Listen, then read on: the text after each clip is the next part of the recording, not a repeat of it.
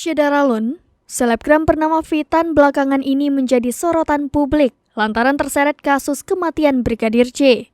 Hal ini lantaran fotonya sering dipakai sebagai istri Irjen Verdi Sambo yakni Putri Chandrawati. Bahkan, foto-fotonya sempat dipajang di beberapa media di tengah hangatnya kasus yang menjerat Verdi Sambo. Banyak yang mengira selebgram asal Cirebon itu adalah istri Irjen Verdi Sambo. Menanggapi hal tersebut, Vitan angkat bicara. Ia menegaskan bahwa dirinya sama sekali tak memiliki kedekatan dengan institut Polri, terlebih dengan keluarga Verdi Sambo. Usut punya usut, keduanya adalah orang yang berbeda. Vitan diketahui merupakan perempuan sosialita yang kerap membagikan foto mewahnya di akun Instagram. Ternyata, Vitan juga istri dari seorang pria tajir. Selain itu, selebgram Vitan juga diketahui aktif di beberapa media sosial seperti Instagram dan TikTok.